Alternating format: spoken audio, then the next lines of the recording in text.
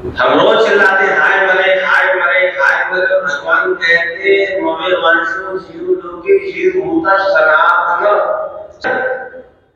सनातन मतलब नष्ट होने वाला नहीं, अनादि काल से चला आ रहा है। जितना मैं सनातन हूं उतना ही जीव भी सनातन है। जीव भूत सनातन, सनातन है। और हम उससे बहुत डरते हैं, जबकि मौत ही जीवन का वास्तविक सत्य है। उसे डरने की जरूरत नहीं है, स्वीकार करने की जरूरत है। क्या? उसका श्रृंगार करने के लिए। और यहाँ जो हम बैठे हैं उस मुर्दार करने के लिए बैठे। जीवन के साथ साथ में अपनी मृत्यु का भी श्रृंगार करने के लिए यहाँ बैठे हैं।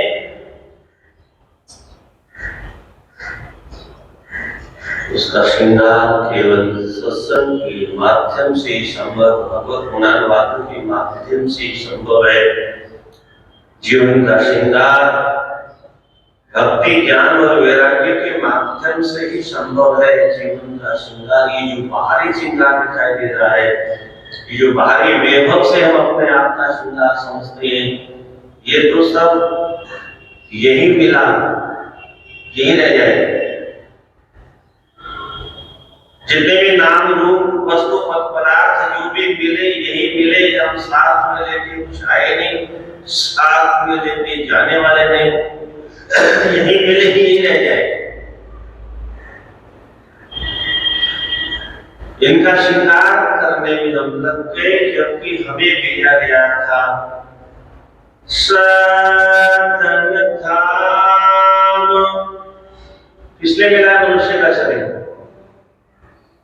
साधन धाम, मोक्ष कर द्वारा पारिन जी परलोक सवारा।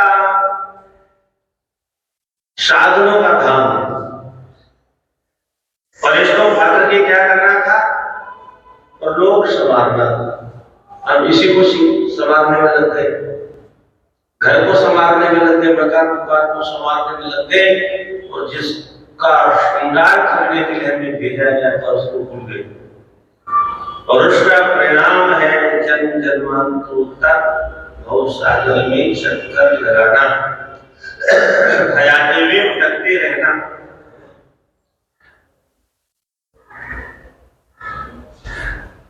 ममे वांशो जीव लोके, भगवान कहते हैं ये जीव तू मेरा है। अब इससे बड़ी ठाकुर जी की और कृपा नहीं हो सकती। एक छोटी सी गलती कोई किसी बाप का बेटा करते तो अखबार में निकाल देता, आज से इससे हमारा कोई रिश्ता नहीं। क्या?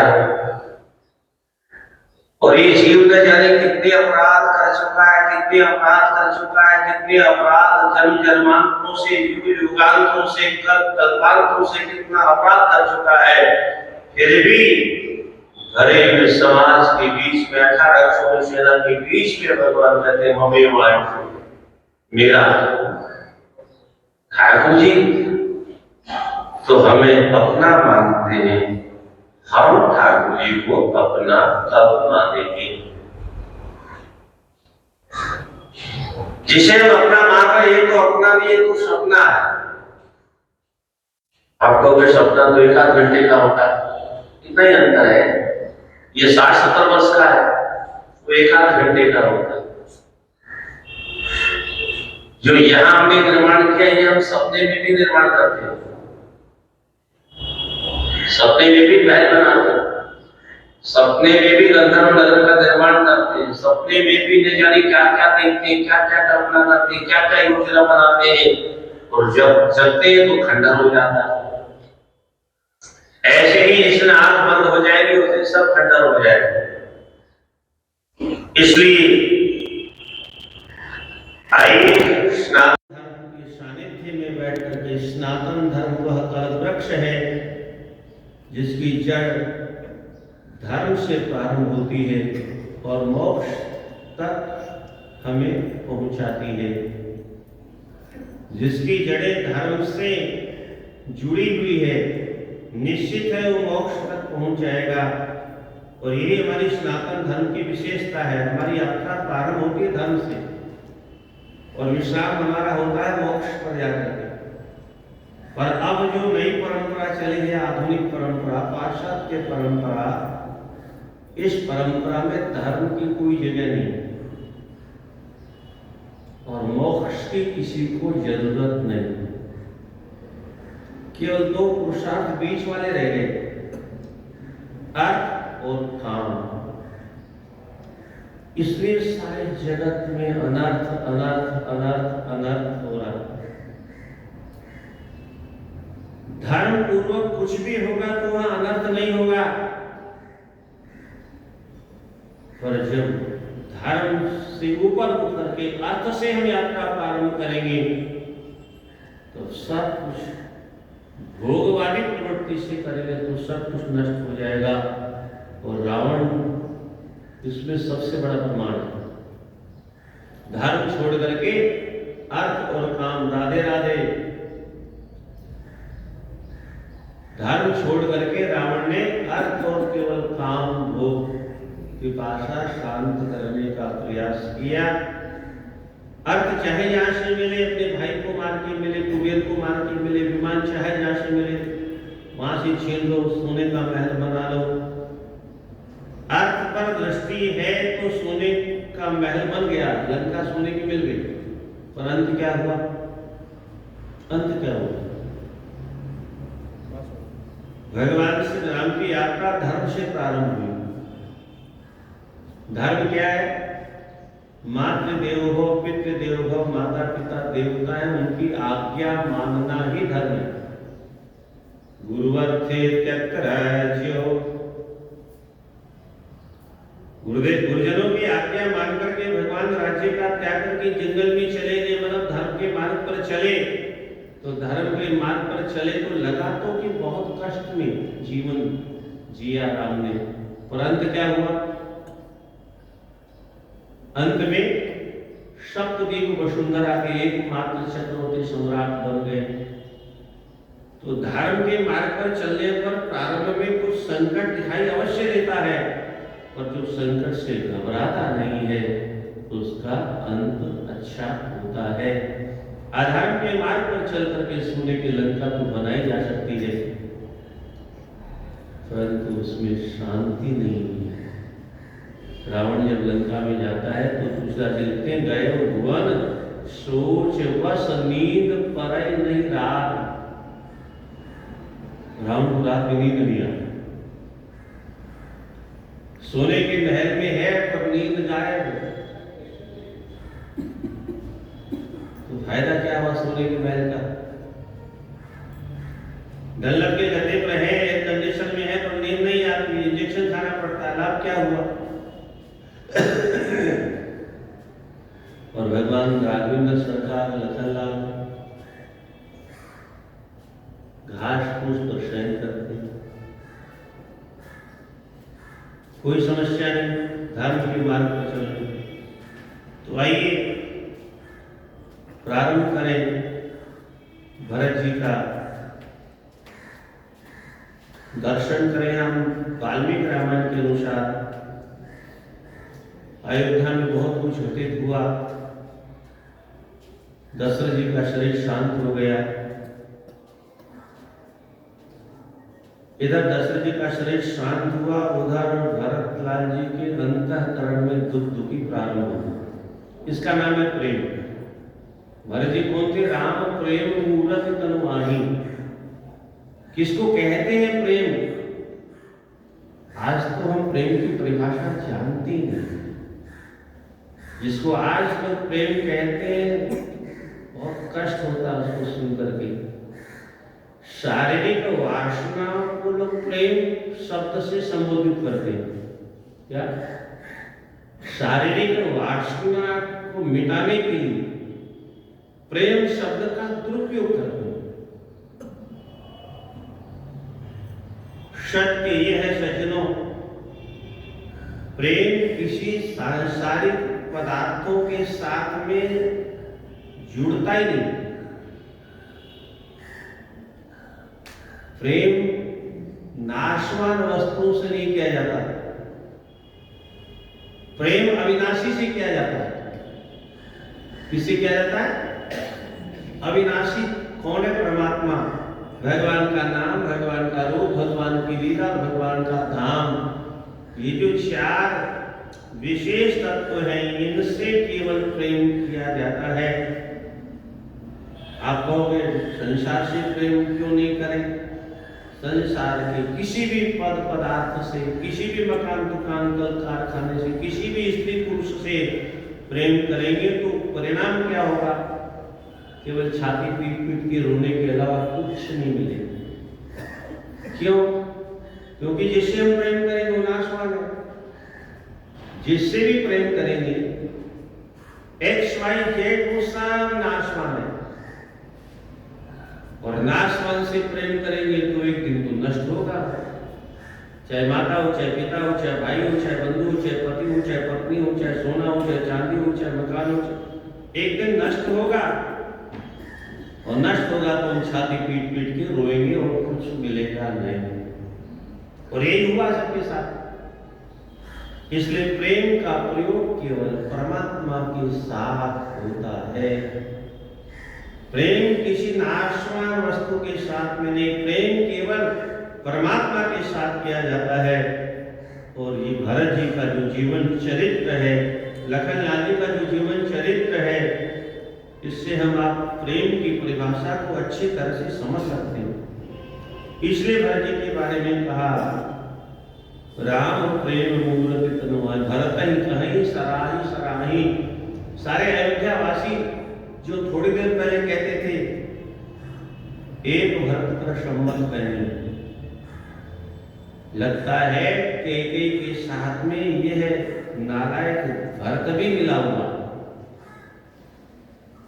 इसलिए भरत जी जब आए तो किसी ने शकल देखने की इच्छा नहीं की। किसी ने देखा तो घर ही दरवाजा बंद कर लिया। बोले पापी का मुंह नहीं देखना चाहिए। किसी ने दूर से प्रणाम कर लिया, पास में आके किसी ने बात नहीं की। भरत जी से बात करने को कोई अयोध्या में तैयार नहीं है, क्योंकि राम विरोधी घोषित हो गए। और वही जब कहते हैं प्रातः काल चलियो प्रभु पाई, एक ही आंख यही मन माही, प्रातः काल चलियो प्रभु पाई, तो सारे अयोध्या वासियों का मूड बदल गया। क्या?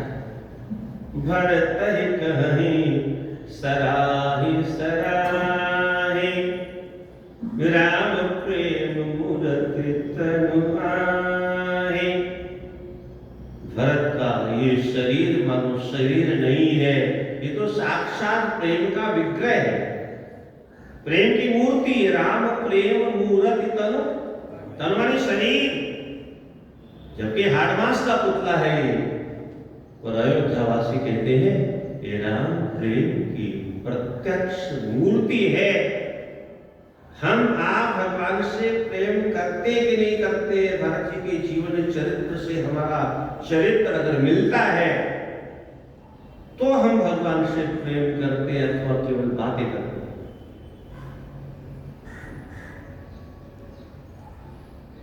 यामेव रात्रिं ते दूताः प्रविशन्ति स्मृतां पुरीं, भरतेनापितां रात्रि स्वप्नो दृष्टो वयं प्रियः। दशरथ जी के शरीर को तेल की नौका में रखने के बाद गुरुदेव ने धावकों को बुलाया, भरत को लाने का संदेश दिया। और इधर भरत जी रात्रि में इधर तो भूत प्रवेश करते हैं, इधर भरत ने रात्रि में स्वप्न देखा। भरतेनापितां रात्रिं स्वप्नो दृष्टो अयम अप्रियः, अप्रिय स्वप्न था। स्वप्न भी कभी अच्छा होता है, पर वो अच्छा हो तो भी उसका कोई महत्व नहीं, बुरा हो तो भी उसका महत्व नहीं, क्योंकि स्वप्न स्वप्न होता है। हाँ, कुछ लोग कहते हैं कि भोर में देखा हुआ स्वप्न कभी सत्य भी हो जाता है।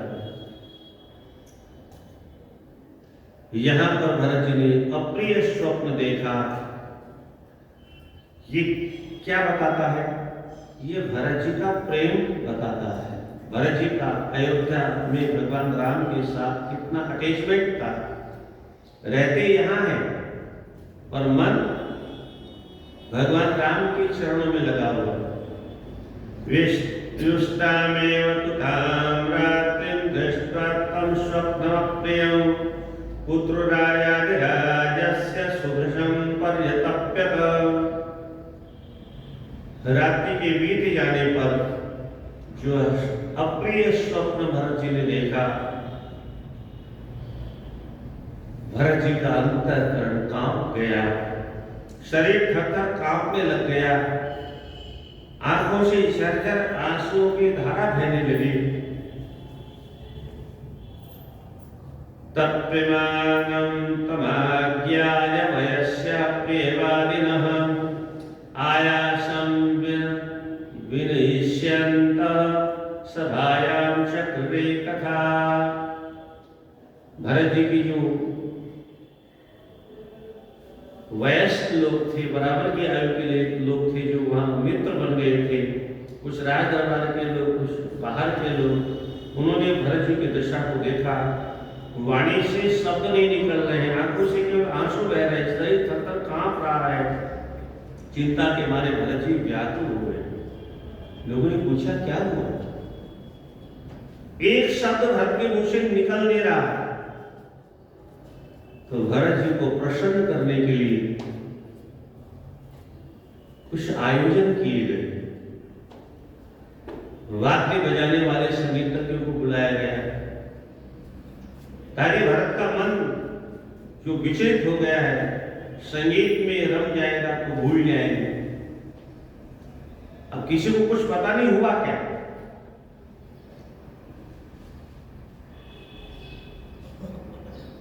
आयास प्रयास किया, चेष्टा की भरत का दुख दूर हो जाए, इसलिए वाद्य बजाने वालों को बुलाया गया। वाद्य बजाने वालों ने वाद्य बजाना प्रारंभ किया। उससे भी जब दुख शांत नहीं हुआ तो नर्तकों को बुलाया गया, नर्तकियों को बुलाया गया। लास्यन्तः नर्तकियों ने नृत्य प्रारंभ किया। उससे भी भरत जी का दुख दूर नहीं हुआ, क्योंकि मन रघुवर गए, मन तो ठाकुर जी के चरणों में लगा हुआ है। ये सब बाह्य प्रपंच वह देखता है जिसका मन उसके पास होता है, और मन जिसका ठाकुर जी के पास में है, फिर शरीर कहीं पड़ा रहे इसका कोई महत्व तो नहीं। और ये आप हमको मालूम होना चाहिए, हम कहाँ होते? जहां शरीर होता है वहां हम नहीं होते। हमारा मन जहां होता है वहां हम होते। राधे राधे। गोविंद हरे गोपाल हरे गोविंद हरे गोपाल हरे। जय जय प्रभु दीन दयाल हरे, जय जय प्रभु दीन दयाल हरे, जय जय प्रभु दीन दयाल हरे, जय जय प्रभु दीन दयाल हरे। गोविंद हरे गोपाल हरे गोविंद हरे गोपाल हरे। नाटकान्य परेश्माहुर। फिर नाटक मंडली को बुलाया गया। नाटक मंडली ने विविध प्रकार के नाटक करना प्रारंभ किया, पर मन हो तब तो लगे। मन हमारे पास में हो तब तो नाटक में लगे। नाटक करने वालों ने नाना प्रकार के अभिनय किए, नाना प्रकार के प्रहसन किए, पर भरत जी को किंचित मात्र शांति नहीं मिली। तब हास्य कलाकारों को बुलाया गया, चुटकुले सुनाने। आज हम लोग जिस मोबाइल में, जिस टीवी युग में जी रहे हैं, हमारा मन बड़े प्रेम से टीवी में लगा रहता है, हमारा मन बड़े प्रेम से मोबाइल में लगा रहता है। केवल नहीं लगता है तो जहां लगना चाहिए वहां नहीं लगता। क्या माला हाथ में लेके बैठ जाए तो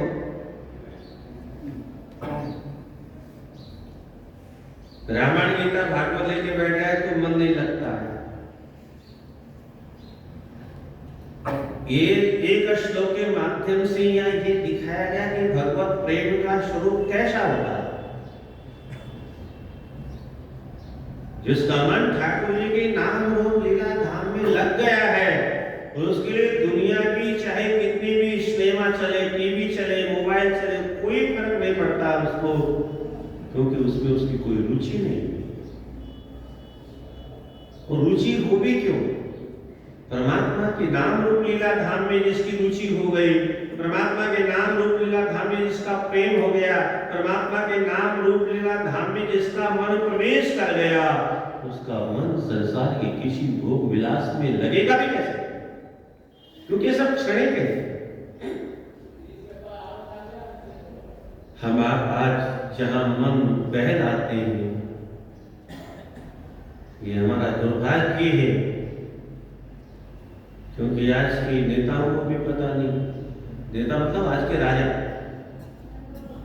पुराने जमाने में राजा धर्मात्मा होते तो प्रजा भी धर्मात्मा होती। अब राजा है धर्मनिरपेक्ष सिद्धांत को मानने वाले, इनको धर्म से कोई मतलब भी नहीं है। ये तो कोर्ट में हलफनामा दे देते हैं, राम नाम का कोई व्यक्ति नहीं हुआ। काल्पनिक कहानी के आधार पर राम का कथानक गढ़ लिया गया। जब राम ही काल्पनिक थे तो राम सेतु कैसे? वो भी काल्पनिक है।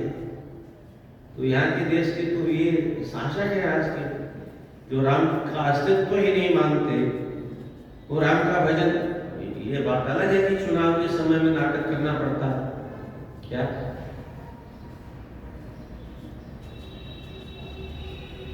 आप लोगों को मालूम होगा, आप तो पास में रहते हैं जगन्नाथ जी के। इंदिरा गांधी स्वयं प्रधानमंत्री के पद पर थी और जगन्नाथ जी का दर्शन करने गए और पुजारियों ने प्रधानमंत्री को मंदिर में प्रवेश करने नहीं दिया। एक समय ऐसा था, प्रधानमंत्री है अपनी जगह है, मंदिर का नियम, मंदिर का कानून, मंदिर की मर्यादा अपनी जगह, परंतु उससे किसी ब्राह्मण ने, किसी पंडित ने, किसी पुजारी ने शिक्षा नहीं ली। आज सबको मंदिर में घुसेड़ देते हैं। आप देखते ना नेताओं को, जो जाओ मंदिर, जिसको देखो पूजा कर रहा है।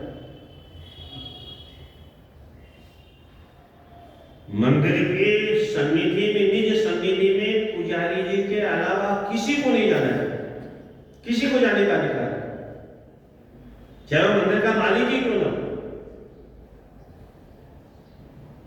दरवाजे में बाहर से दर्शन करें। मंदिर का अस्तित्व, मंदिर में ईश्वर का ईश्वरत्व उसी क्षण नष्ट हो जाता है जब बाहरी व्यक्ति का उसमें प्रवेश हो जाता है। मंदिर मंदिर है, मंदिर में भगवान है, ये तो शास्त्र बताता है ना, तो नियम भी शास्त्र ही बताएगा। ईश्वर है, भगवान का मंदिर है, ये तो हम जानते हैं, पर नियम हम अपने बनाएंगे, पूजा हम अपने नियम से करेंगे। तो अपने नियम से पूजा करेंगे तो फिर भगवान मान ही रहेंगे। इसलिए अभी आपने कोरोना में कभी किसी से, कई लोगों से सुना होगा, फेंक ऊपर तो लोग फेंकते रहते हैं, भगवान कहाँ चला गया, कितनी बड़ी महामारी आ गई, भगवान क्या कर रहा है, इतने मंदिर है, भगवान रक्षा क्यों नहीं कर रहा है। वे उल्लू के पट्टे, तुमने भगवान को भगवान रहने कहाँ दिए? क्या तुमने भगवान का अपने मन मर्जी से प्रयोग किया, मन मर्जी से उपयोग किया, मन मर्जी से मनचाही पूजा की। शास्त्र विरुद्ध जब पूजा अर्चा होती है तो भगवान की भगवत्ता समाप्त हो जाती है, मूर्ति का तेज समाप्त हो जाता है, ईश्वर का ईश्वरत्व ही समाप्त हो जाता है। अब करते रहो पूजा, करते रहो दर्शन, करते रहो तीर्थ यात्रा, कर तो रहे सब, कुछ मिल भी रहा क्या?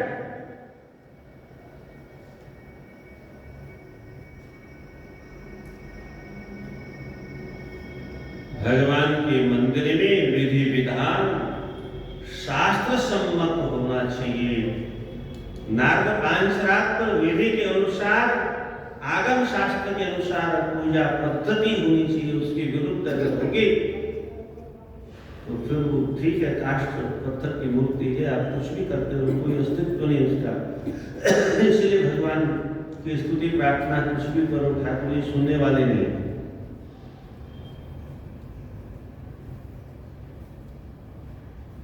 भगवान के चरणों में जिसका मन लग गया, अन्य संसार की किसी व्यसनों में उसका मन लगता ही नहीं। भगवान के नाम रूप लीला धाम में जिसका प्रेम हो गया, अन्य किसी सांसारिक पद और पदार्थ में उसका प्रेम हो ही नहीं सकता। अब हम प्रेम से कितने दूर हैं? राधे राधे। प्रेम की गंध भी हमारे भीतर है क्या? हम अपने आप को बड़े बड़े भक्त मानते हैं और मंदिर, घर में मंदिर भी रखते हैं, पूजा भी करते हैं, भोग भी लगाते हैं। बात बताइए, कभी हमारे मन में हुआ कि ठाकुर जी तो पाते ही नहीं?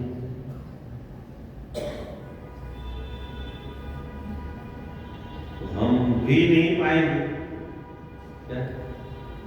भाई ठाकुर जी नहीं पर भोग लगा रहे तो हम कैसे पाएंगे? क्यों नहीं पाया? कभी हमारे मन में विचार आया? कभी पूछा हमने ठाकुर जी से? घर में एक बेटा नहीं खाए तो माँ की भूख गायब हो जाए, पति भोजन नहीं करे तो पत्नी की भूख, पत्नी की, वाइफ की बात नहीं कर रहा, वाइफ की भूख गायब नहीं होती तो दूरी बढ़ जाती है। पत्नी अगर होगी तो उसकी भूख गायब हो जाएगी। पत्नी भोजन नहीं करे तो पति की भूख गायब हो जाएगी। पर भगवान तो कभी नहीं पाते, हमारी भूख तो कभी गायब नहीं हुई। हमारे मन में तो प्रश्न ही नहीं आया कभी। खाली बस ऐसे रखा और उठाया और पाली। किसी ने कभी भगवान से पूछा, प्रभु आप पाते क्यों नहीं हो? बोले जब तक नहीं पाता हूं तब तक घर में बैठा हूं, अगर पाने लग गया तो पास ही में गंगा जी है। क्या? जिस दिन मैंने थाली साफ कर दी उसी दिन घर से सफाई करके गंगा जी को बता दिया जाऊंगा। नहीं खा रहा हूं तब तक पूजा तो हो रही है। ये दुनिया तो दुर्योधन जैसी है, बोले मैं कुछ करूंगा नहीं, एक तरफ मैं हूं हथियार में उठाऊंगा, एक तरफ मेरी सेना है, बोलो क्या चाहिए? तो दुनिया तो दुर्योधन जैसी है, तुम कुछ करोगे भी नहीं और 56 भोग भी पाओगे। तो हमारे पास फोकट में 56 भोग नहीं है तुम्हारे लिए क्या? दुर्योधन कहता है तुम्हारी आदत खराब कर रखी है तुम्हारी घरवालियों में। 16,100 देवियां हैं, कोई कुछ बना के लाती, कोई कुछ बना के लाती, कोई कुछ बना के लाती। 56 भोग तो बहुत कम हो जाते हैं, 16,100 देवियां तो चटोरा बना रखा है। और तुम आप फरमाइश करोगे ये लाओ ये लाओ ये लाओ, काम कुछ करोगे नहीं, निखट्टू मल, तुम्हारी जरूरत नहीं। सेना पर लिखा पढ़े करके चल गई। हम तो उसमें के हैं, हम मंदिर में भी जाते हैं तो भगवान के लिए थोड़े जाते हैं। आज जितनी दुनिया भाग रही है मंदिरों में, वो क्या भगवान के लिए जा रही है? लोगों को भ्रम हो गया भगवान से कुछ मिल जाएगा इसलिए जा रहे हैं। कथा सुन सुन करके ब्राह्मणों ने, विद्वानों ने, संतों ने, महात्माओं ने ठाकुर जी के दरवाजे जाओगे, जो मांगोगे मनोकामना पूरी होगी। कोई मनोकामना, तो क्या क्या मंदिरों के नाम भी ऐसे रखते हैं लोग।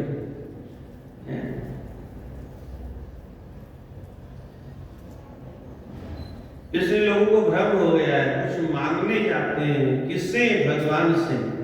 क्या मांगने जाते हैं? अविनाशी परमात्मा से नाशवान वस्तु मांगने जाते हैं। परमात्मा है अविनाशी और हम क्या मांग रहे हैं उसे? नाशवान वस्तु।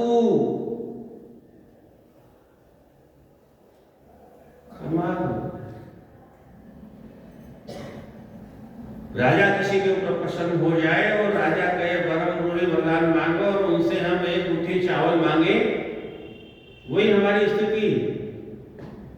अरे राजा खुश हो गया तो 2-4 गांव मांग लेने चाहिए, 10-20 करोड़ मांग लेने चाहिए, पर भिखारी की औकात इतनी, हमारी बुद्धि इतनी छोटी सीमित है। अविनाशी परमात्मा के दरबार में जाकर के नाशवान पदार्थों की याचना करते हैं और वो नाशवान वस्तु नष्ट हो जाती है, फिर कामना पैदा होती, फिर कामना पैदा होती, फिर कामना पैदा होते। हमारे संत महात्मा तो यहां तक कहते, ध्यान से सुनिएगा, ईश्वर के दरबार में जाकर के जो मांगने वाले लोग हैं वो निश्चित एक दिन नास्तिक बन जाएंगे। क्या हो जाएंगे? एक दिन नास्तिक बन जाएंगे। क्यों बन जाएंगे? बोले एक बार भगवान से प्रार्थना की, पूरी हो गई, भगवान बहुत अच्छी है। दोबारा प्रार्थना की, दोबारा कुछ मांगा, इस बार नहीं मिला तो मन थोड़ा छोटा हो गया। तीसरी बार फिर मांगा, इस बार भी नहीं मिला, अरे बोले भगवान पर कुछ नहीं हो। क्या कोई भगवान को नहीं होता? हमने सारे भगवान के चक्कर काट के देख लिए, क्या हुआ? मांगने वाला एक दिन नास्तिक हो जाएगा। परमात्मा के दरबार में तो वो मिलेगा जो हमारे प्रारब्ध में है, नहीं है तो वहां भी नहीं मिलेगा।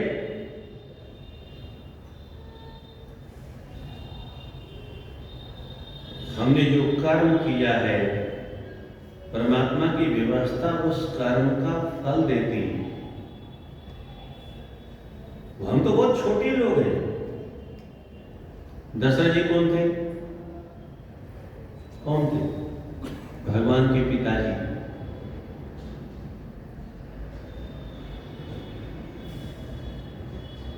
और वो जब मरने लगे तो महर्षि वाल्मीकि लिखते हैं, यदिराचरति कल्याणी शुभम यदि वा शुभम। कौशल्या से कहते हैं कल्याण करने वाली देवी मनुष्य को अपने कर्मों का फल मिलता है। अच्छा कर्म किया तो अच्छा फल मिलता है, बुरा कर्म किया तो बुरा फल मिलता है। ये कैसे याद आया दशरथ जी को? अंतिम समय में प्रत्येक मनुष्य के सामने यमदूत उसकी जीवन की पूरी रील का वीडियो रख देते सामने, टीवी की तरह से वो सामने रख देते हैं और वो चलने लगता है, और वो चलने लगता है तो उसको देखने लगता है। और जब अपने पापों को देखता है तो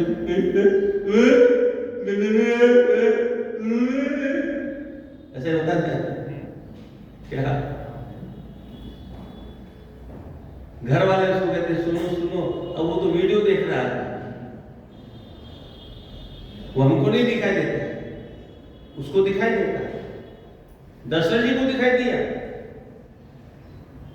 तुलसीदास जी भी संकेत करते, तापस बंध शाप सुधि आई, कौशल्य सब कथा सुनाई। वीडियो सामने आ गया, मैंने ये पाप किया। अंधे माता पिता के पुत्र श्रवण को मैंने बाण मारा, शब्द विधि बाण। भगवान के पिता को भी अपने किए हुए कर्मों का फल भोगना पड़ता है। हम क्या चाहिए? हमारी औकात क्या है? हमारा महत्व क्या है? हमारी क्या महिमा है? हम किस खेत की गाजर बोलेंगे? करे सो कर्म पावो फल सोई, कि अन्यथा अस नहीं कोई। करे सो कर्म पाव फल सोई। शास्त्रों के सिद्धांत को नाना पुराण निगम आगम सम्मतम यद रामायणे निगदितम क्वचिदन्यतोपि। तुलसीदास ने एक शब्द भी इधर से नहीं लिखा, सब नाना पुराण निगम आगम शास्त्रों के सिद्धांतों को हिंदी भाषा बद्ध विदंशकारकों से दासस कथा मानसम भाषा बद्ध कर्म में सोई, मोरे मन प्रबोध जीवी हुई। केवल मेरे मन का मतलब क्या है? प्रत्येक व्यक्ति के मन में प्रबोध अर्थात उत्तम ज्ञान पैदा हो। इसलिए तुलसीदास जी ने हम जैसे कलयुग के कीड़ों पर कृपा करने के लिए जब देखा कि ये पुराणों को पढ़ने वाले लोग तो मर गए, संस्कृत भाषा खत्म हो गई, तुलसीदास जी के सामने सब खत्म हो गया था, गुरुकुल नष्ट हो गए थे। नालंदा विश्वविद्यालय आपके बगल में बिहार में था, उस नालंदा विश्वविद्यालय में आग लगवा दी किसने? और मजे की बात यह है कि जिसने आग लगा दी उसके नाम का स्टेशन आज भी जिंदा है, उसको सजा के रख रखा है सरकार ने। ये महान काम किया था उसने, इतना बड़ा महान काम किया तो फिर तो सजा के रखना तो बनता है ना। उसका नाम था बख्तियार खिलजी। आग क्यों लगाई थी? वो बड़ी मजेदार घटना। बीमार हो गया, हकीमों ने इलाज किया, स्वस्थ नहीं हुआ। बहुत इलाज करने के बाद में जब स्वस्थ नहीं हुआ तो कहा, भाई तुम क्या कर रहे हो, कोई अच्छी औषधि तो ठीक हो जाओ। किसी ने कहा, हजूर काफिरों में वैद्य होते हैं, उनकी दवा ले लो, बड़े अच्छे होते हैं, उनकी दवा शायद काम। अरे बोले नहीं, हम काफिरों को दवा ले लेंगे, हमारा धर्म भ्रष्ट हो जाएगा। अंत तो गत्वा मरता क्या नहीं करता। जब देखा कि नहीं ठीक हो रहा हूं तो थोड़ा ठंडा हुआ दिमाग और अपने हकीमों से कहा, हमने सुना है काफिरों के पास में मंत्र तंत्र भी होते हैं, दवा तो नहीं खाऊंगा, मेरा धर्म भ्रष्ट हो जाएगा। मंत्र से अगर ठीक कर दे तो मैं तैयार। वैद्य से संपर्क किया गया, वैद्य ने कहा ठीक है, ठीक कर दे। एक बार बताओ, भाषा कोई पुस्तक पढ़ता है पुराण? बोले हाँ पढ़ता है, पुराण पढ़ता है। बोले उसकी पुस्तक ले आए, एक दवा बना करके पुस्तक के पन्नों में लगा दी, पन्नों में लेप कर दिया। हाथ तो लगाएगा, आंख से तो देखेगा, शरीर में हवा तो लगेगी, हवा से शरीर का स्पर्श करके और ये रोम तंतुओं के माध्यम से औषधि भीतर जाएगी। श्वास लेगा तो श्वास के माध्यम से औषधि भीतर जाएगी। आंख से देखेगा अक्षरों को तो आंखों के माध्यम से औषधि भीतर जाएगी और ठीक हो जाएगा।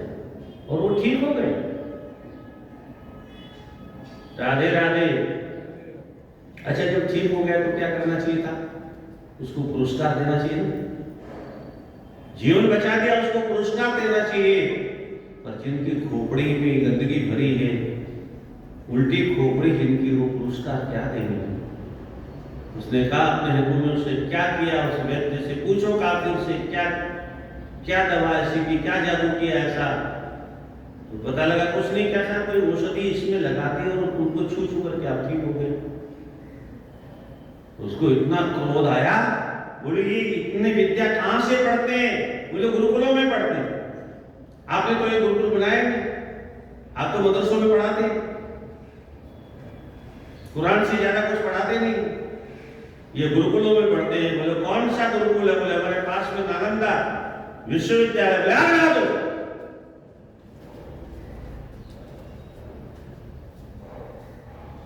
और सब आ गया। 6 महीने तक धू धू करके नालंदा विश्वविद्यालय का 9 तल्ले का पुस्तकालय जलता रहा, धुआं निकलता।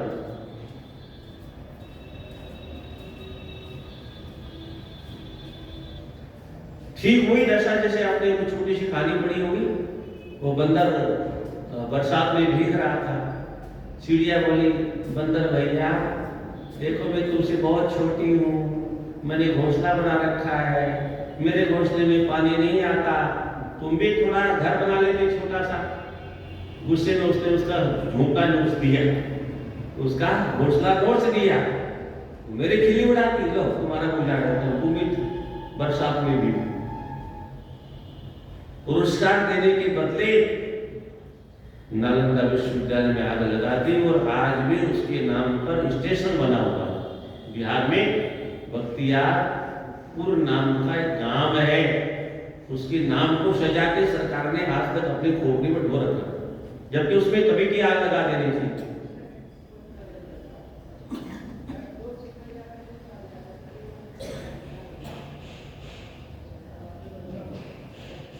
हमारी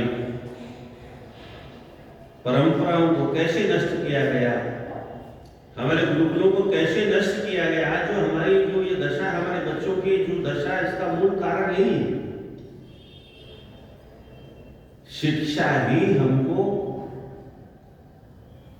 आगे बढ़ाती है, शिक्षा ही वह माध्यम है जिससे हम ज्ञान प्राप्त करते हैं, सर्वोत्कृष्ट ज्ञान प्राप्त करते हैं, जीव से ब्रह्म तक का ज्ञान प्राप्त करते हैं, सृष्टि से लय तक का ज्ञान प्राप्त करते हैं। शिक्षा से संभव है। को हम कष्टम कुत आया, को मैं जननी, को मैं ताता, मैं कौन हूँ, मैं कहाँ से आया हूँ, मेरा कर्तव्य क्या है, मेरा लक्ष्य क्या है, मुझे कहाँ जाना है, मेरे माता पिता भाई बंधु कौन है, मेरा धर्म कर्म क्या है, मेरा कर्तव्य क्या है, मेरा ये सब ज्ञान कहाँ से होगा? शिक्षा से प्राप्त होता है। और आज जो हमारी शिक्षा जो गुरुकुलों में मिलती थी वो आज नहीं मिल रही। इसके बाद में ऊपर से सिनेमा दिखाया जा रहा है। दूसरा कारण ये है हमारी संस्कृति को समाप्त करने का। उसके बाद में मोबाइल आ गया। कल आपको शायद बता रहा था, टीवी ने हमारे गीता भागवत रामायण के पुलिंदे बनवा दी, और अब मोबाइल जो आया है आपके घरों में, ये आपके पोतों को हनुमान चालीसा भी छूने नहीं देगा। क्या हिंदुओं के बच्चे हनुमान चालीसा भी नहीं पढ़ेंगे? तब क्या दशा होगी हमारे देश की, आप कल्पना नहीं कर सकते। रामायण गीता भागवत तो छोड़िए, छोटी सी पुस्तक है सनातन धर्म की, उसका भी स्पर्श आज के बच्चे नहीं करेंगे। आप तो उनको पढ़ाएंगे नहीं, वो क्यों पढ़ने लगे? उनको तो मोबाइल दे दिया आपने।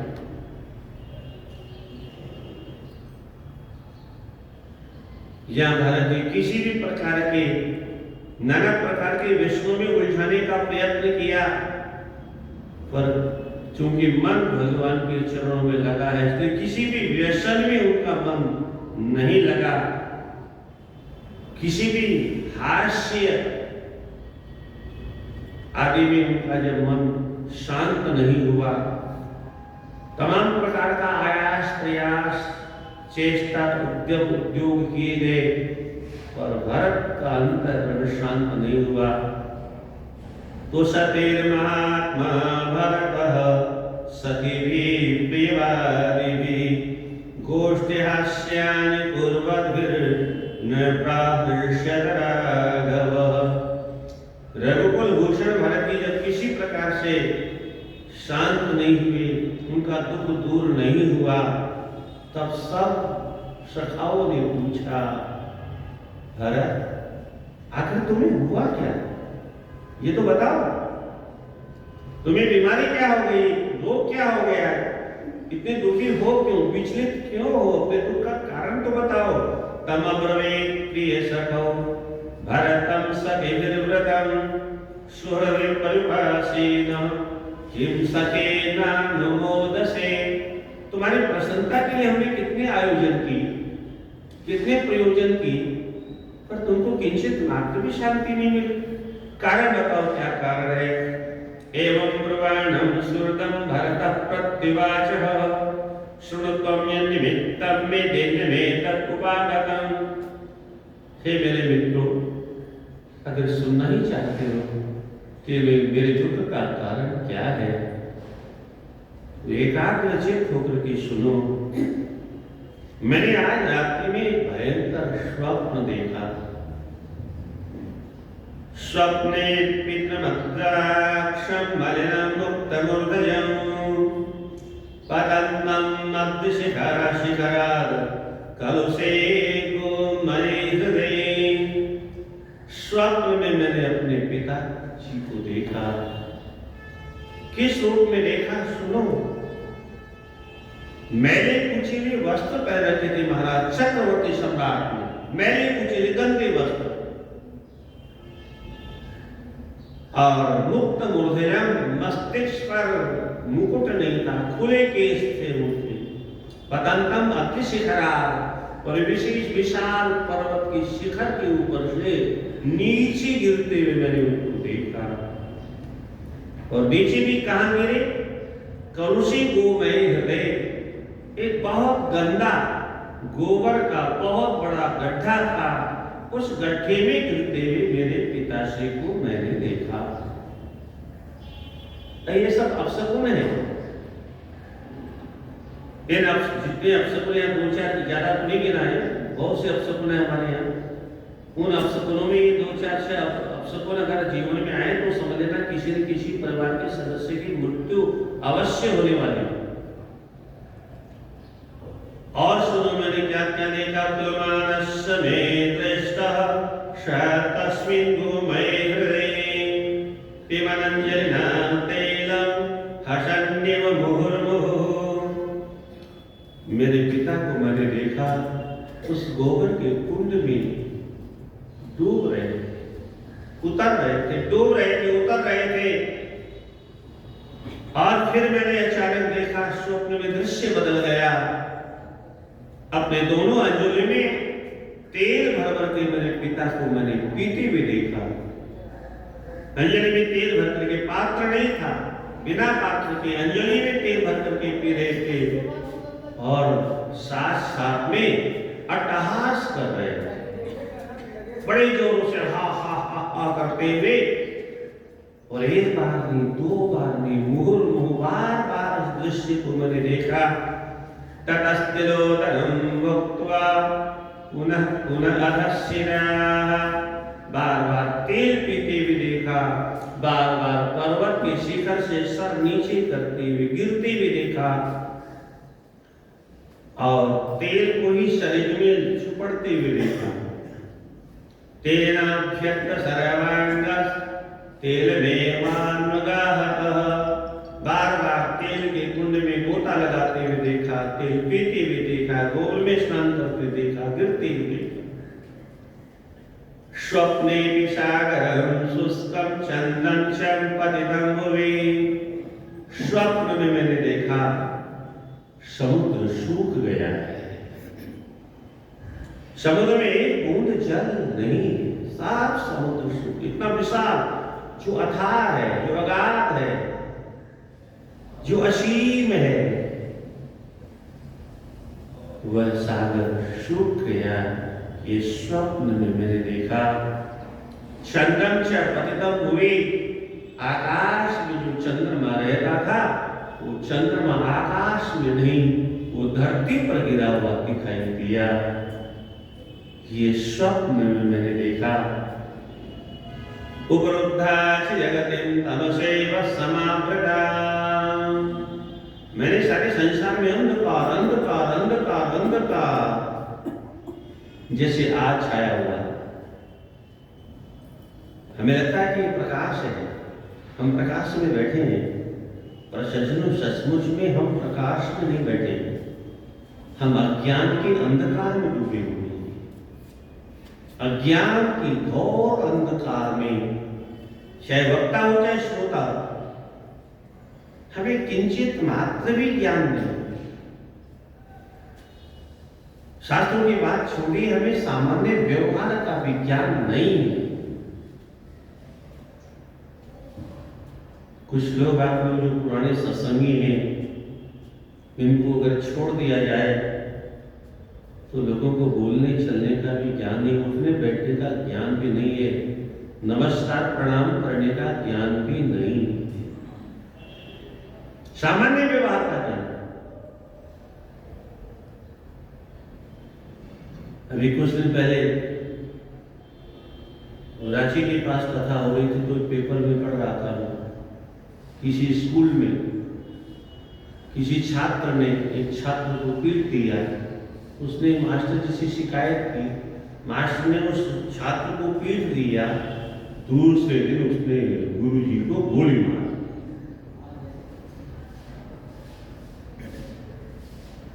ये है मैकाले की शिक्षा की महिमा। इसलिए कभी कभी मैं कहा करता हूं, ज्ञान तो हमारे इन ग्रंथों से मिलता था। ये ग्रंथ जब से बंद हो गए तब से ज्ञान किसी के पास में है ही नहीं, सब अज्ञान के अंधकार में डूबे हुए। एक विद्यार्थी को, एक शिष्य को अपने गुरु की महिमा का ज्ञान नहीं है, एक पुत्र को पिता की महिमा का ज्ञान नहीं है, एक पत्नी को पति की महिमा का ज्ञान नहीं है, एक भाई को भाई की महिमा का ज्ञान नहीं है, एक पड़ोसी को पड़ोसी की महिमा का ज्ञान नहीं, मनुष्य को मनुष्य की महिमा का ज्ञान नहीं। संत को अपने संतत्व का ज्ञान नहीं, कथावाचक को मेरा दायित्व क्या है, कुछ नहीं। व्यासपीठ तो एकमात्र व्यवसाय बन गया है, विशुद्ध व्यवसाय।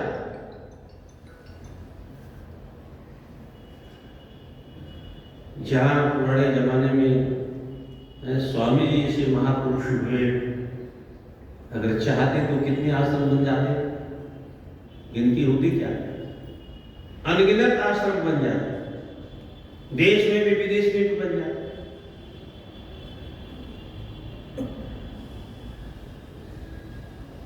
और साधु किसे कहते, उनको ज्ञान था, इसलिए उन्होंने नाशवान धन दौलत के लिए साधना नहीं की, साधना परमात्मा की।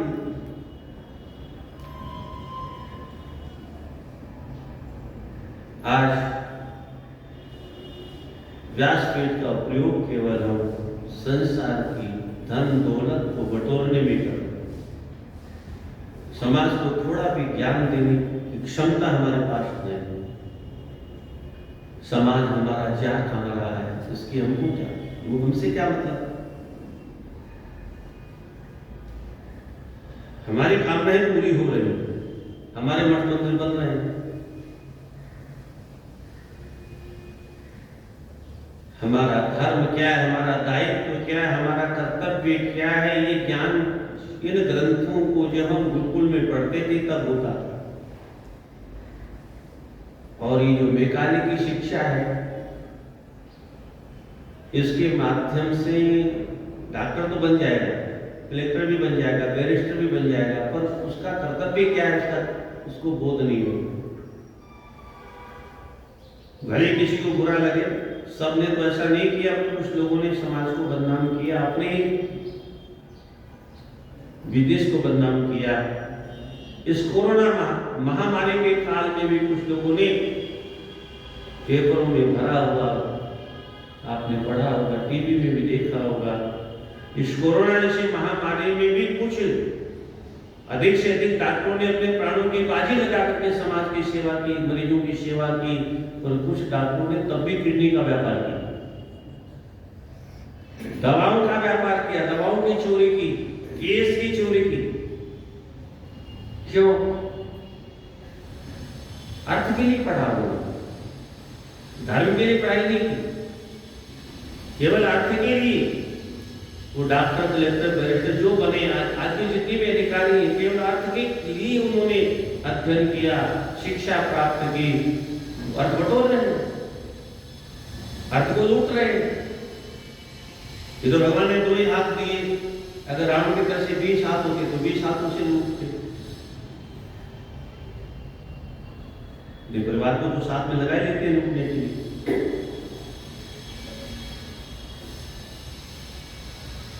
प्रत्येक व्यक्ति को हमारी प्राचीन संस्कृति में गुरुकुल में एक तो हमारे यहाँ नियम था, क्या 25 वर्ष तक ब्रह्मचर्य आश्रम अनिवार्य हुआ करता। ये जो आज संविधान बना है, संविधान में अगर ये थोड़ा सा अंश भी जोड़ दिया जाए कि 25 वर्षों तक ब्रह्मचर्य आश्रम अनिवार्य है, तो समाज में आज भी हमारी बहन बेटी के साथ में कोई ज्यादती नहीं होती। परंतु यहां तो पेट में मूवी दिखाई जाती है। संस्कार कहां से आते हैं? मम्मी पेट में मूवी देखती है, सिनेमा देखती है, अश्लील दृश्य देखती है, चरित्रहीन चलचित्रों को देखती है। लोग कहते हैं घरों में शिक्षा नहीं मिलती, कुछ अंश में ठीक है, सत्य है, और घर में तो बाद में आएगा। वो तो पेट में ट्रेनिंग ले रहा है, वो तो पेट में ट्रेनिंग ले रहा है। हाँ, और उसके बाद में गोद में ले रहा है, और उसके बाद में मोबाइल में ले रहा है। आप कहोगे ये बात तो हमारी समझ में नहीं आई, तो फिर मैं आपसे पूछता हूं, बंगाल में बंगाली क्यों बोलता है बच्चा?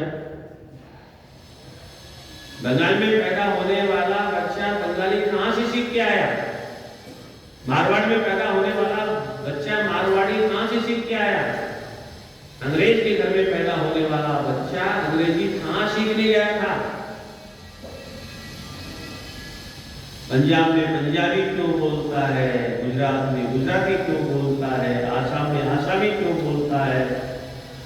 क्योंकि पेट में वही भाषा सुनता है, गोद में भी वही भाषा सुनता है, वो सीख लेता है। जब उसकी आवाज खुलेगी तो पटर पटर पटर पटर बोलने लगेगा। आज की पुरानी माताएं कहती है आज छोरी कितनी बोल रहा है, वो छोरो कितना क्यों कहती है? इनको मालूम है क्यों ऐसा कहती है? इनके जमाने में बोलना मना था। क्या इन्होंने किसी की बात बोलते सुना ही नहीं किसी को। न दुरानी जेठानी बोलती थी, न सास बहू बोलती थी, न पति पत्नी बोलते थे। इसलिए हम लोग गूंगे पैदा हुए। ये आपके पुराने जमाने का अनुभव है। और जीवन भर माँ बाप के सामने आंख उठा के बोलने की हिम्मत नहीं होती थी, क्योंकि किसी को ऐसा देखा ही नहीं। और अब सिनेमा में डिशम डिशम डिशम डिशम करके देखता है, तो पैदा होते ही जब हाथ चलेगा तो बाप पर चलाएगा, मम्मी पर चलाएगा, क्योंकि यही देखते पैदा हुआ है।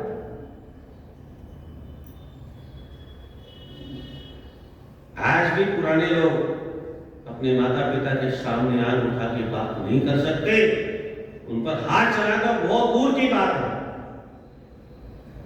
और आज भी बच्चे के पास में होली दिवाली वाले पिस्टल भी आ जाए ना, तो या तो दादाजी की खोपड़ी में लगाएगा, दादी जी की लगाएगा, पापा के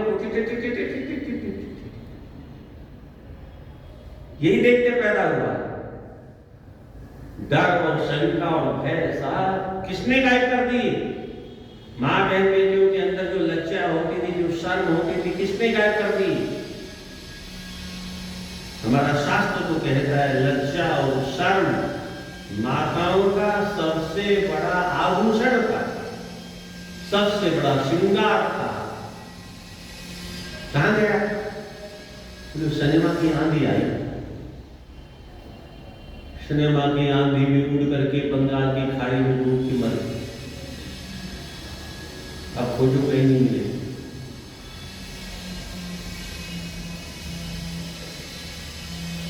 नकली श्रृंगार श्रृंगार नहीं होता, असली श्रृंगार तो हमने खो दिया। पाश्चात्य सभ्यता की सिनेमा के माध्यम से आई हुई आंधी के द्वारा गायब हो गया असली श्रृंगार, नकली श्रृंगार करते हैं। तो ज्ञान तो इन ग्रंथों से उपलब्ध होता है। आज की पुस्तकों से केवल शिक्षा मिलती है, ज्ञान नहीं मिलेगा। ज्ञान तो गीता से मिलेगा, भागवत से मिलेगा, वाल्मीकि रामायण तुलसीकृत रामायण से मिलेगा, वेदों से, शास्त्रों से, पुराणों से मिलेगा। और उनको सामान्य जनता की बात तो छोड़ो, आज का व्यास भी पढ़ने को तैयार नहीं। वो भी रामायण की कथा करनी है तो 50 चौपाई याद कर लेगा बस, वो भी गलत बोलेगा।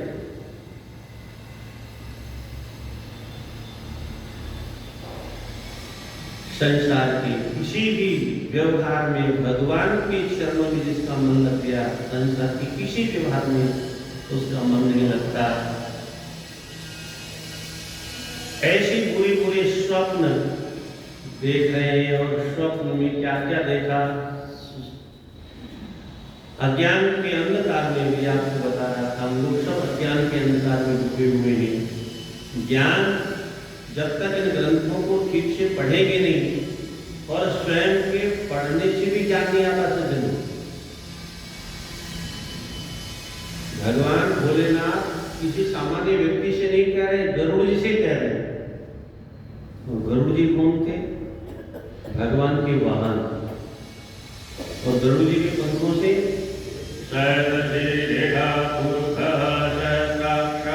ध्वनि निकलती। और वो गरुड़ जी जब सांपों से लिपटे हुए भगवान राजेंद्र सरकार को देखा और भ्रमित हो गए, बोले ये क्या है, भगवान है उनको सांपों ने, ये कैसा भगवान है? शंका हो गई, संदेह हो गया। भोले बाबा मिल गए रास्ते में, उनसे पूछा। भोले बाबा बोले तबई हो सब संशय भंगा, जब बहुकाल करिए सत्संगा। मिले गरुड़ मार्ग वह मोहि कवन आँखि समझाओ। रास्ते में अब कोई छोटी मोटी बात तो है नहीं कि चुटकी बजा दूंगा और तुम्हारा संशय दूर हो जाएगा। अभी बड़े बड़े लोग हैं, सब छोटे मोटे लोग नहीं है। एक साक्षात भगवान नारायण के वाहन है, जिनके स्वयं पंखों की ध्वनि से वेद ध्वनि गए प्रकट होते। वो जो आप लोग घर में भोग लगाते समय घंटी बजाते हैं अथवा पूजा करते समय घंटी बजाते हैं, उसका नाम है गरुड़ घंटी। क्यों बजाते हैं ये नहीं मालूम, बजाते तो है, तो बजाते क्यों नहीं मालूम। वो जो गरुड़ घंटी है वो इसलिए बजाते हैं, जब भगवान को भोग लगाना होता है तो वैदिक मंत्रों से भोग लगता है। अब हम तो मंत्र जानते नहीं, और कोई जानता है तो हमारे जैसा अशुद्ध बोलता है, तो वो भी ठीक नहीं है। तो फिर वो घंटी बन गई है। बोले हम तो नहीं जानते, हे गरुड़ जी महाराज आप वेद मंत्र बोल दो, ठाकुर जी भोग लगा देंगे क्या? इसलिए आरती के समय वेदस्तुति वो घंटी करती है, वो मंदिरों में जाकर के लोग कोई गरुड़ घंटी बजाते हैं, मतलब स्तुति कर रहे हैं। मतलब हम तो नहीं कर पा रहे, वो घंटी करेगी स्तुति। हमारी बात शायद वहां तक पहुंचे गरुड़ जी को पहुंच नहीं आए, क्योंकि वहां उनकी पहुंच है, हमारी पहुंच नहीं है। तो जिनके पंखों से वेद ध्वनि निकलती है उनको शंका हो, और प्रश्न किया किसी सामान्य व्यक्ति से नहीं, भोले बाबा से। उनकी विशेषता क्या है? बोले तुम पुने राम राम दिन राती, साधन जप अनंग कराती।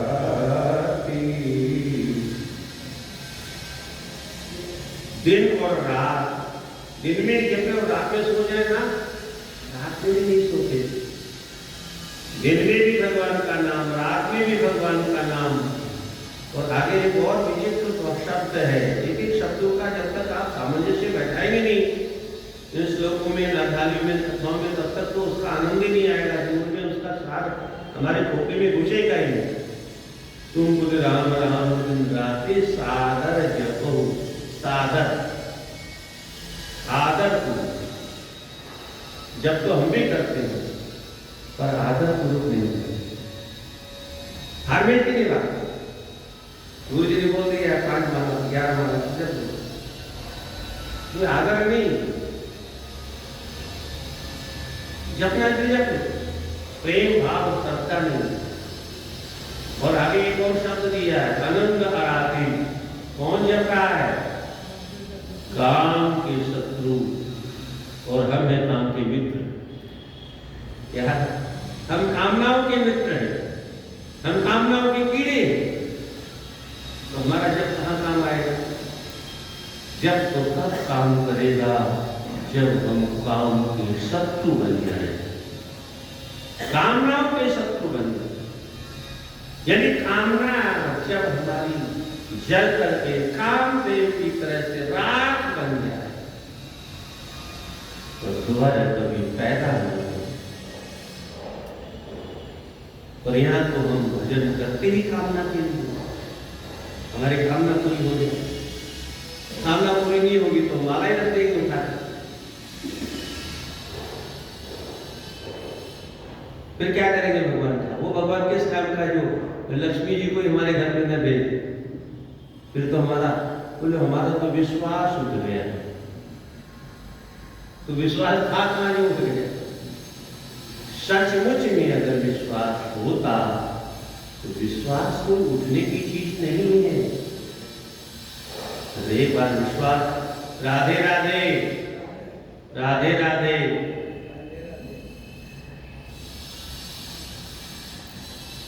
गोविंद बोलो हरि गोपाल बोलो, गोविंद बोलो हरि गोपाल बोलो, गोविंद बोलो हरि गोपाल बोलो, गोविंद बोलो हरि गोपाल बोलो। श्री राधा रमण हरि गोविंद बोलो, राधा रमण हरि गोविंद बोलो, श्री राधा रमण हरि गोविंद बोलो, राधा रमण हरि गोविंद बोलो। विश्वास साक्षात भगवान शिव जी का रूप है। श्रद्धा विश्वास रूपिणो, साक्षात भगवान शिव स्वरूप है विश्वास। शिव जी का विश्वास नहीं दिला, हमारा विश्वास अगर टिक गया तो विश्वास कैसा है? विश्वास तो शिव के समान अटल और अचल और अविचल होता है, निश्चल होता है। विश्वास था नहीं इसलिए वो उठ गया, चला गया, उठ करके शमशान में पहुंच गया, जल करके घूंगड़ा बन गया। तो उपरोद्धाच जगतिम तमसेव समावृतम, ये सारा जगत अज्ञान के अंधकार में समाया हुआ है। अंधकार का मतलब जब तक हमें सत्य का ज्ञान नहीं हो जाए तब तक हम अज्ञान के अंधकार में ही जी रहे। ये संसार का ज्ञान ज्ञान नहीं, उसको ज्ञान नहीं कहते। आप तो प्रबुद्ध श्रोता, आपको तो मालूम है ज्ञान किसका बेटा है? भक्ति के पुत्र है। ज्ञानदेव जी भक्ति के बेटे हैं। भक्ति के 2 पुत्र हैं, ज्ञान और वैराग्य। और भक्ति के 2 पुत्र होते ही होते हैं। भक्ति कोई बांझ थोड़े। तुम तो साक्षात प्रिया तस्य सततम प्राणकोधिकाः त्वया हुतस्तु भगवान याति नीच गृहेष्वपि। परम पुराण में नारद जी कहते हैं, हे देवी आप तो साक्षात भगवान की प्रियतमा हो, भगवान के धर्म पत्नी हुआ, प्राणकोधिकाः, आप भगवान के प्राणों से भी अधिक प्रियतमा हो। आपकी विशेषता क्या है? त्वया हुतस्तु भगवान, आप अगर भगवान का आवाहन सदन कसाई के घर में भी करती हैं तो भगवान को वहां भी आना पड़ता है। आप आप भगवान का आवाहन हृदय की कटौती में भी करती हैं तो भगवान को वहां भी आना पड़ता है। मन चंगा तो कटौती में गंगा। आप अगर आवाहन करें कभी कबीर के यहाँ जाते तो वहां भी भगवान को आना पड़ता। तो भगवान याति नीच ग्रहेष्वपि, धन्ना जाट के यहाँ भी जाना।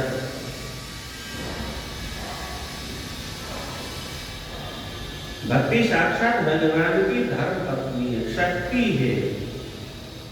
लक्ष्मी जी के विविध रूप हैं और भक्ति के दो पुत्र होते हैं। एक पुत्र का नाम ज्ञान, दूसरे का नाम वैराग्य। भक्ति का सामान्य अर्थ विशेष लंबे अर्थ में नहीं जाएंगे। भज सेवायन धातु से भक्ति शब्द की निष्पत्ति होती है। भगवान की नित्य निरंतर सेवा करना अथवा भगवान के सारे जगत की नित्य निरंतर भगवत रूप में सेवा करना। किंकर्य लक्षण विलक्षण मोक्ष है। स्वरभृत्य भृत्य परिचारक भृत्य भृत्य भृत्यस्य भृत्य दासानुदास, निरंतर सेवा, भगवत रूप में सारे जगत की सेवा। और ये सत्य है सज्जनों, जगत में हम किसी की भी सेवा करें, भगवत रूप से अगर सेवा करते हैं तो निश्चित जीवन में भगवान की कृपा के पात्र बन जाएंगे।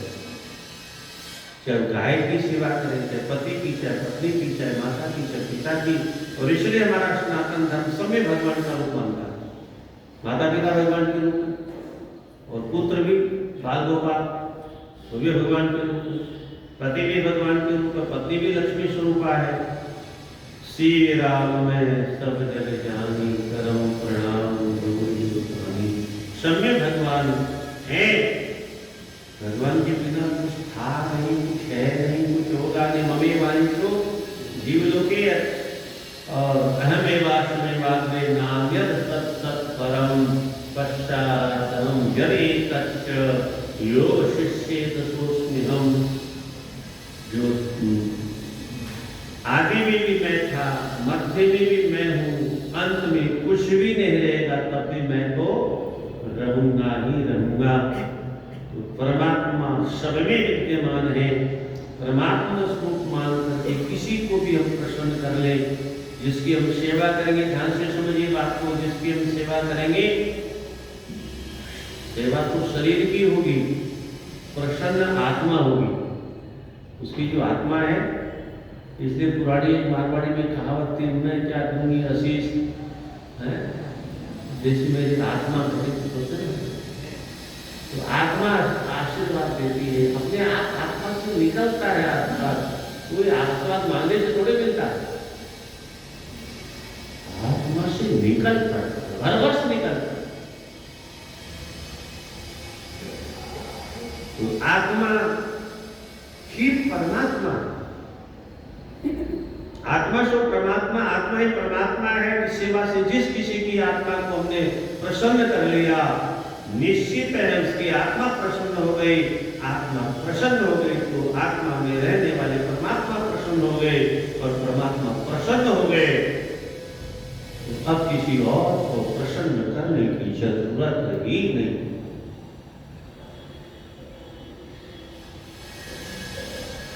लक्ष्य परमात्मा होना चाहिए, और सनातन धर्म का लक्ष्य यही था। अब हम थोड़ा भटक गए, देखा देखी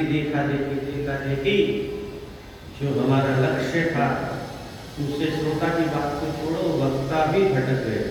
अधिकतर वक्ता भी बस अर्थ तक सीमित है जीवित, अर्थ बिना सब व्यर्थ है। तो उसका असर कहाँ श्रोताओं पर पड़ेगा?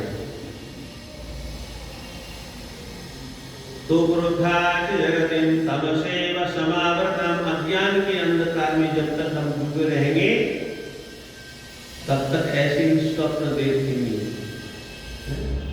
मोह निशा सब सोवनिहारा देखा स्वप्न अनेक प्रकारा। ये सब सामंजस्य है शास्त्रों का परस्पर में। एक दूसरे से कड़ी जब जुड़ जाती है तो आनंद की और अभिवृद्धि हो जाती है। कब हम स्वप्न देखते हैं, वो निशा सब सोवनिहारा। कब हम सोते हैं, जब हम सोते हैं तो अपने आप को भूल जाते हैं, अज्ञान के अंधकार में डूब जाते हैं और तब हम स्वप्न देखते हैं।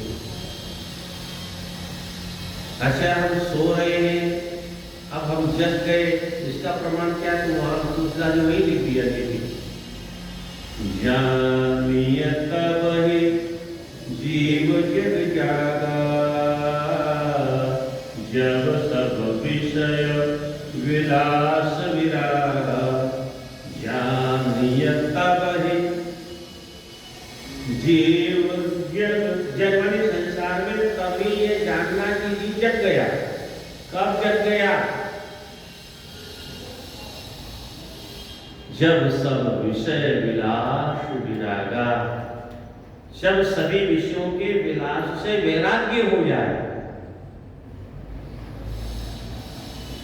ये विषय तो है जो हमें फंसा रखा है। शब्द, स्पर्श, रूप, रस और गंध, ये 5 विषय।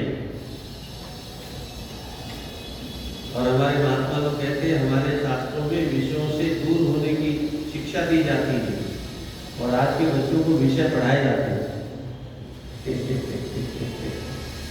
आज के बच्चों को स्कूल में क्या विषय पढ़ रहे हैं, क्या विषय ले रखा है?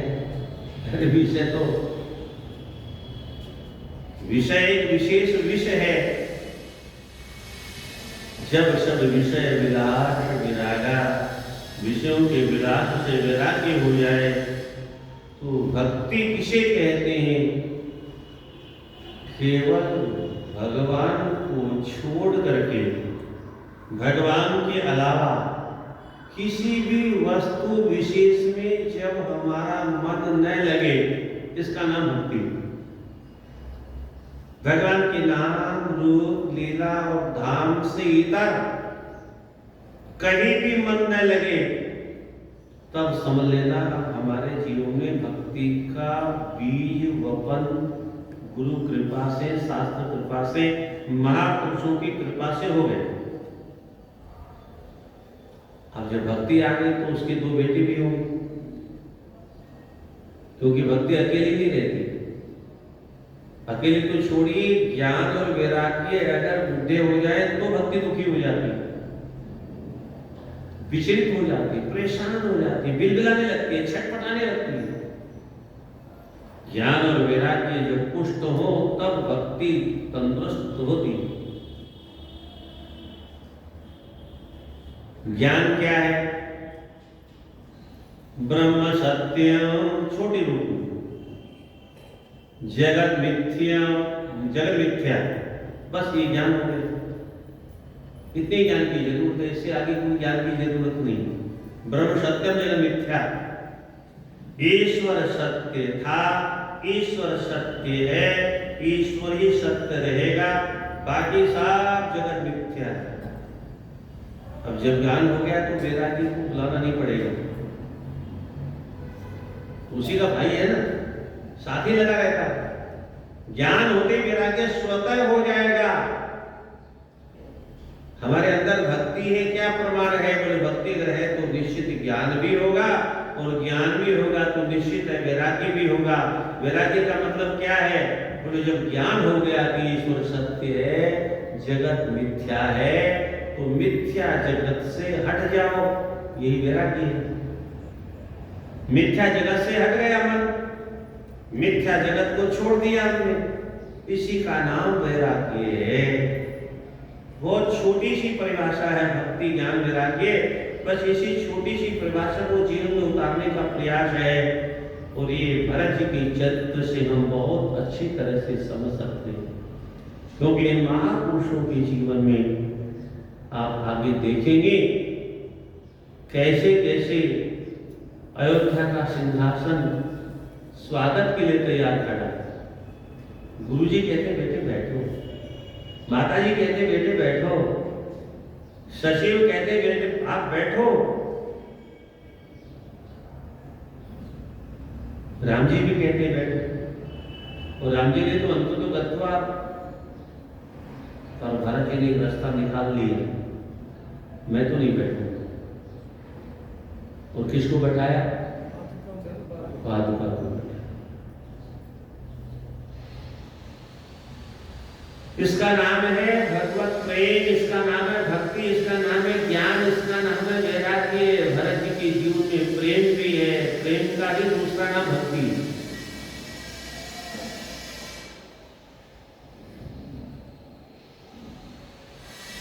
परम प्रेम स्वरूपाच, नारदी भक्ति सूत्र में भक्ति का लक्षण बताते हैं। प्रेम स्वरूपाच, परम प्रेम स्वरूपाच, सर्वोत्कृष्ट प्रेम का स्वरूप भक्ति का निज रूप है। अगर भक्ति है और भगवान के नाम रूप लीला धाम में प्रेम नहीं है तो वो झूठी नकली भक्ति है। ज्ञान है और संसार से चिपके हुए हैं तो नकली ज्ञान है। संसार में कुछ भी छोड़ने को तैयार नहीं और हमको तो वैराग्य हो गया, ये नकली वैराग्य है। तो अवतीर्णांच प्रथमें शुष्कांश द्विविधान् ध्रुवान् अहं पश्यामि विध्वस्तान् सधूमांश्चैव पर्वतान् उपवाय्यस्य नागस्य विशालं सकलीकृतं सहसाक्षापि संश्रान्ताः ज्वलितास्यादवेदशः। महाराज पिताश्री का जो वाहन हाथी था, भरत जी कहते मैंने उस हाथी के दांतों को टुकड़े टुकड़े हुआ देखा। ये भी अपशकुन है। विषाणम सकलीकृतम, टुकड़े टुकड़े हुए हाथी के दांतों को मैंने देखा। सहसा चाप संशांताः, जो घरों में अग्निहोत्र के कुंड में अग्नि प्रज्वलित थी, मैंने देखा सब घरों की अग्नि कुंडों की अग्नि शांत हो। सहसा अचानक अग्नि शांत हो। अब तो अग्निहोत्री नाम तो आप सुनते होंगे, कहीं कहीं आपको अग्निहोत्री जी मिल भी जाते होंगे, पर हमारा भाग्य है ये अग्निहोत्र की विधा लुप्त होती जा रही है। आप प्रबुद्ध श्रोता है, आपको तो मालूम होना चाहिए हमारे यहाँ घर घर में अग्निहोत्र होता। केवल ब्राह्मण ही नहीं, ब्राह्मण क्षत्रिय वैश्य तीनों अग्निहोत्र कर्म नित्य प्रति करते थे। अब अग्निहोत्र की बात तो दूर, जने हुई ब्राह्मण की गायब होगी, आपकी बात कौन करेगा? क्या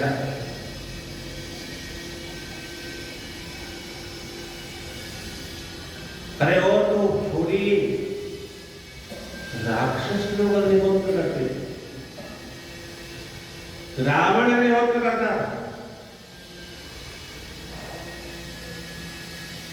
वाल्मीकि रामायण में स्पष्ट लिखा हुआ है, जिसमें भगवान राघवेंद्र सरकार ने कहा विभीषण अब अपने भाई का अंतिम संस्कार करो। तो पहले तो मना कर दिया, बोले पापी का अंतिम संस्कार मैं नहीं करूंगा। भगवान बोले देखो विभीषण, जैसा तुम्हारा भाई ऐसा मेरा भाई, और इतना कहने का मतलब तुम नहीं करोगे तो मैं करूंगा। तुमको भाई बना दो तो तुम्हारा भाई मेरा भाई हो गया। अगर तुम मना कर दोगे कि मैं नहीं करूंगा तो अब तो मुझे भी तो भाई का दायित्व निभाना पड़ेगा। और जब ये सुना तो सबसे पहले विभीषण कहाँ गए? अग्निहोत्रशाला में गए। रावण की अग्निहोत्रशाला में जाकर के अवशिष्ट अग्निहोत्र कर्म किए और अग्निहोत्र से अग्नि लेकर के रावण का दंड कर। ये पद्धति थी हमारे यहाँ, अग्नि कहीं से ली नहीं जाती थी। अग्निहोत्र के कुंड से अंतिम क्रिया उस अग्नि से होती। जीवन पर्यंत ही नहीं, हमारे बाप दादों के बाप दादों के बाप दादों के बाप दादों ने जिस अग्नि को सुरक्षित रख करके अनादिकाल से अग्नि में हवन किया हुआ परम पावन पवित्र अग्नि शायद इस अपावन को पावन कर दे, इसलिए अग्निहोत्र अग्नि लेकर के अंतिम संस्कार किया जाए। तो अब उस जमाने के राक्षस करते होंगे, हम तो मनुष्य हैं, हम काहे को राक्षस करते। तो यहाँ पर भरत जी कहते हैं अग्निशालाओं में अग्निहोत्र के कुंडों में धधकती हुई अग्नि शांत हुए। और किसी जमाने में बहुत बड़ा अपशकुन माना जाता था, आज तो कुछ अपशकुन नहीं। कुछ समय पहले जब घर में चूल्हे जलते थे तो कम से कम माताएं अग्नि तो जिमा देती थी, अब घर भी बंद हो गया। हाँ, कुछ घरों में अभी भी उस परंपरा को किसी रूप में जीवित रखा हुआ है, परंतु हमारे यहाँ कोई बीमारी नहीं, कोई अच्छी चीज हम कभी देखे भी तो हम उसको ग्रहण करने को तैयार नहीं। जैसे आपके कलकत्ते में एक बहुत अच्छी परंपरा है, विवाह शादी में बैंड बाजे नहीं बजते। क्या विवाह होते कि नहीं होते? विवाह तो होते हैं। चल हो गया थोड़े दूर में दो समाज है, अग्रवाल महर्षि। अग्रवाल समाज मतलब था, महर्षि समाज नहीं बचा, और अग्रवाल समाज ही आज चालू कर दिया थोड़ी दूर। ये क्या क्या दुर्भाग्य से कोई अच्छी परंपरा है उसको भी हम नष्ट करने को उतारू है, तो हमारा दुर्भाग्य है। तो पैसा क्या पड़ गया कि हम अपनी परंपराओं को भूल गए। मैं तो कह रहा था कि इस परंपरा को पूरे देश में फैला करके आप फिर यही नष्ट होती जा रही है।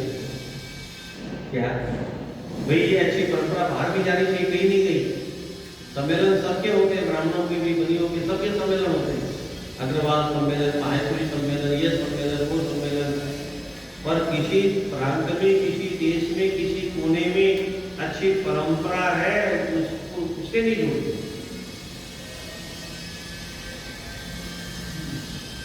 तो अग्निहोत्र तो बहुत ऊंची चीज हो गई आजकल। तो सामान्य संध्या वंदन आदि भी लुप्त हो गया, यज्ञोपवीत इत्यादि लुप्त हो गया। कुछ लोग विवाह के क्रम में नाम के लिए यज्ञोपवीत धारण करते हैं, घंटे 2 घंटे बाद में उसको भी ताके पर रख देते हैं। तो आज धीरे धीरे सभी परंपराएं लुप्त होती जा रही हैं और वर्तमान में इन परंपराओं को दोबारा कैसे संरक्षित किया जाए, कैसे सुरक्षित किया जाए, इसके लिए बहुत लंबी योजना बनाने की आवश्यकता है। उस योजना में प्रत्येक देश की कोई चर्चा करेंगे इस विषय में। बोल वृंदावन बिहारी लाल की, गोविंद हरे गोपाल हरे गोविंद हरे गोपाल हरे, जय जय प्रभु दीन दयाल हरे, जय जय प्रभु दीन दयाल हरे, जय जय प्रभु दीन दयाल हरे, जय जय प्रभु दीन दयाल हरे। वृंदावन हरे लाल की, जय। श्री राधे। जैसे हमको श्री मिला है